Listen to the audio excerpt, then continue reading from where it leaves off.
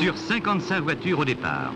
Le lendemain, 15 seulement franchiront la ligne d'arrivée, dont 4 alpines, les seules françaises terminant la course. Nous sommes en 1966, une des années phares de la légendaire alpine.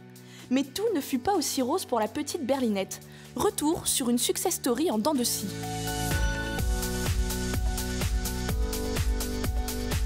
L'Alpine doit son fameux nom à la route des Alpes, là où son créateur, Jean Redley, a fait ses meilleures courses. Son rêve, créer une petite sportive made in France. En 1955, la première Alpine voit le jour, l'A106. S'ensuit la fameuse A110, et très vite, Renault flaire le potentiel et prend part au projet. 320 km/h dans la ligne droite, 230 de moyenne au tout. L'aventure commence. Pendant 15 ans, la berlinette va devenir une véritable légende du rallye. Pourtant, son moteur de 110 chevaux puis 127 chevaux peuvent paraître bien maigres. Mais la force de l'Alpine tient dans son poids. Très légère, elle pèse seulement 715 kg. Son train arrière, très joueur, en fait une pro du dérapage, parfois au point d'en devenir instable, d'où la nécessité de savoir la prendre en main. Les années 70 sont les années charnières de l'Alpine, qui remporte son premier titre de championne d'Europe. En 1973, c'est la consécration.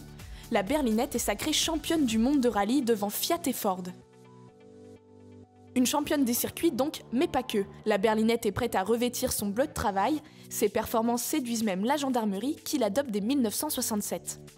Alors que l'on croit l'Alpine en pleine ascension et hors d'atteinte, la suite n'est qu'une longue descente aux enfers. D'abord, des grèves paralysent l'entreprise, puis en 1977, l'Alpine, pourtant favorite aux 24 heures du Mans, abandonne face à la Porsche. L'année suivante, Jean Redley quitte le navire.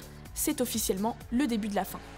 En 1995, la production s'arrête définitivement et l'Alpine tire sa révérence.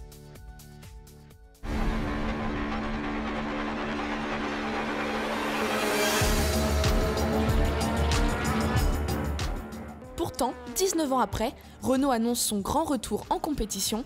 En 2014, l'Alpine A450 foule les routes des circuits. Mais c'est vraiment en 2016 que l'Alpine renaîtra de ses cendres avec un modèle de série très attendu, un produit 100% Renault qui conservera le A au détriment du losange. À l'image de la DS, Renault ressort ses classiques et rend ainsi hommage à 60 ans d'histoire. Quoi de plus normal pour la voiture de course tricolore par excellence.